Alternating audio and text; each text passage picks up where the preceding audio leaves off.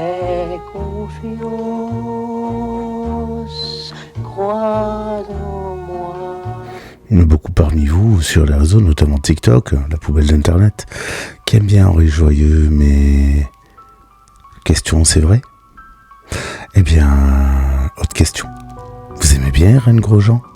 Parce que, en fait, c'était l'assistante d'Henri Joyeux. Juste question. Ben, on va commencer par Henri Joyeux. Allez, un petit rappel historique. Donc, notre cher professeur Joyeux avait pris sur lui de faire des essais cliniques complètement illégaux sur plus de 350 patients atteints d'Alzheimer sans le consentement ni des patients ni des familles pour tester des molécules dont on ne connaît même pas les effets ni primaires ni secondaires. Bon, Mengele a fait pareil. Donc vous aimez ce genre de type ? Bravo, vous êtes sur internet et vous êtes des nuisibles. Donc, vous aimez ce gourou, vous aimez ce qu'il fait, vous aimez son discours, vous aimez donc le fait qu'il kidnappe carrément des patients atteints d'Alzheimer en dehors de tout cadre légal, de tout consentement des malades, de toute information des familles, qu'il leur injecte des molécules, on ne sait même pas ce qu'elles font. Mais si c'était vos parents ou vos grands-parents qui avaient été les victimes de cet homme-là, vous auriez été d'accord pour qu'il serve de cobaye humain à cet homme dans le cadre de son association Le Fonds Josepha ? Est-ce que vous auriez vendu vos parents, vos grands-parents à cet homme-là pour qu'il leur injecte n'importe quoi ? La pique-pique, vous savez ? Vous aimez bien ça, critiquer, tout ça. Et là, vous l'aimez bien Joyeux ? Ça, c'est votre responsabilité, c'est ce que vous répandez sur les réseaux. Vous êtes aussi coupable que lui. Allez, on va passer à la suite.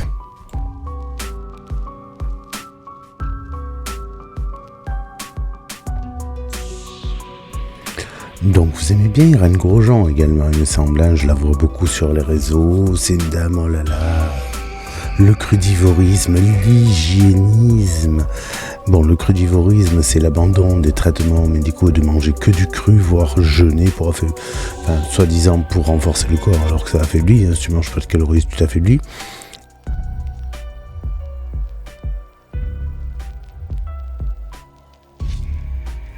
Complètement con. Après, c'est envie, tu peux, bon, sans problème. Et l'hygiénisme, c'est le fait de dégager tout ce qui est traitement médical de A à Z. Bon, salut Wojnik, ça te rappellera des souvenirs dans ta carrière de gourou d'ailleurs.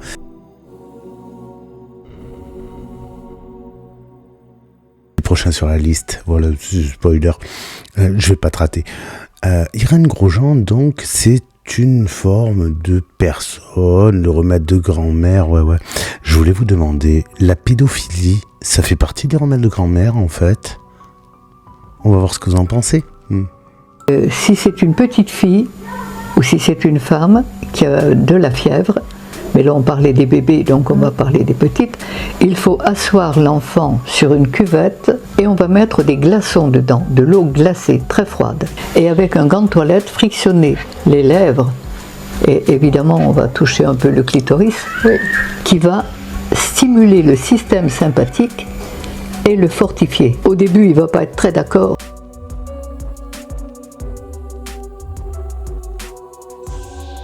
Et avec un gant de toilette frictionner les lèvres, et évidemment on va toucher un peu le clitoris, et avec un gant de toilette frictionner les lèvres, et évidemment on va toucher un peu le clitoris. Tout va bien ?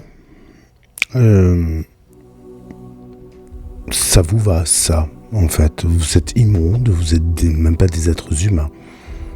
Je suis père d'enfants, j'en ai 2. Je les ai jamais tripotés en quoi que ce soit pour faire baisser la fièvre. Je veux dire, cette femme-là a bien fait de crever parce que très honnêtement, c'est un danger public. Et d'ailleurs, elle s'en vante même dans ses livres pour ceux qui les ont lus. Et c'est marrant que, pieusement, sur les réseaux, c'est pas ces extraits-là que vous montriez. J'avoue que votre hypocrisie est à la mesure de votre nuisance pour ceux qui soutiennent ce genre de déchets de l'humanité. Vous n'avez pas honte, espèce de monstre.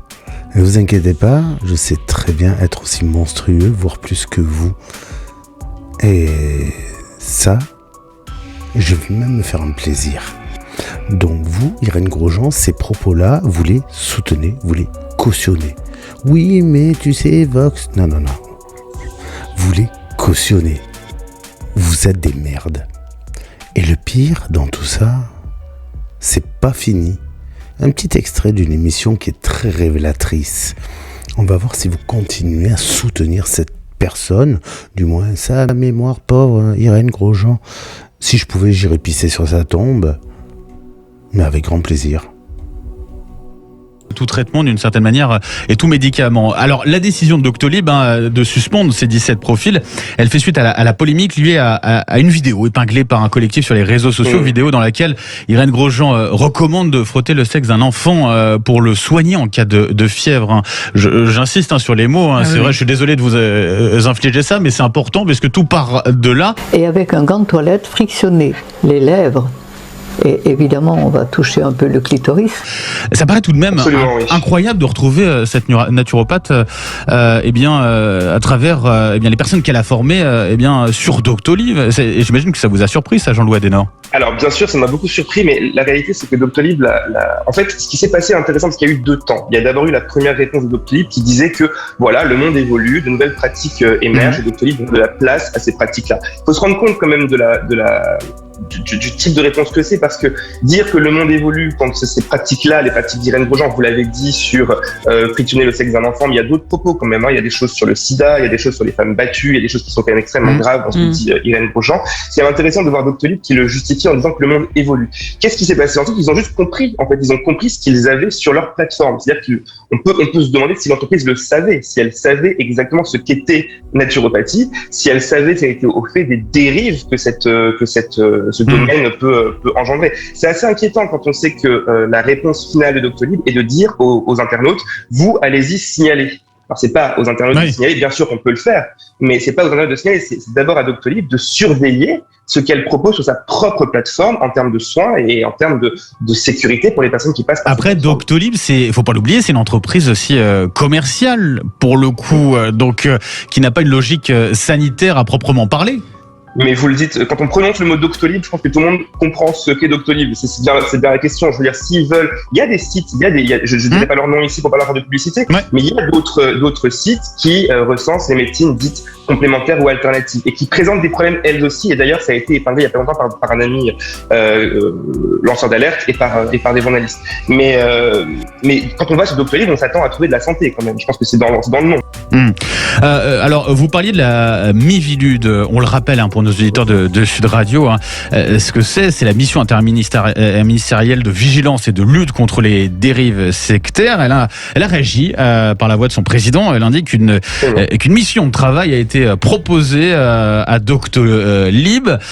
Vous attendez quelque chose justement de cette réunion de travail, Jean-Louis Adenor? Alors, on verra ce qui se passe. Je veux pas préjuger du travail qui sera fait avec Doctolib. En tout cas, ce qui est certain, c'est que la Miviludes est au courant de la question que pose le domaine du bien-être et de la santé dans le domaine des dérives thérapeutiques ou sectaires, puisque l'année dernière déjà, quand ils remettaient leur rapport annuel sur le risque de dérives sectaires et de dérives thérapeutiques en France, le bien-être y occupait une très très grande partie. Alors, je crois que c'était à l'époque 38% des signalements qui étaient adressés à la Miviludes qui concernaient le domaine du bien-être. Donc, c'est pas un problème nouveau. Peut-être que le fait que Doctolib soit ciblé par ces critiques est un problème qui leur est apparu de façon un peu brutale là quand la polémique a vu jour. Mais en tout cas, la question du travail des pouvoirs publics de façon générale et de la Miviludes de façon particulière sur la question des dérives thérapeutiques et sectaires, c'est quelque chose qui est connu depuis un certain temps quand même. C'est quelque chose sur lequel on peut pouvoir avancer.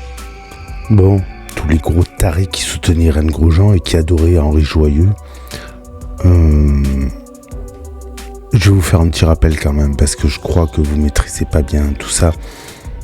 Donc il est peut-être temps de vous remettre un petit peu les pieds sur terre et d'arrêter de croire que l'énergie du chakra magique va soigner vos petits bobos.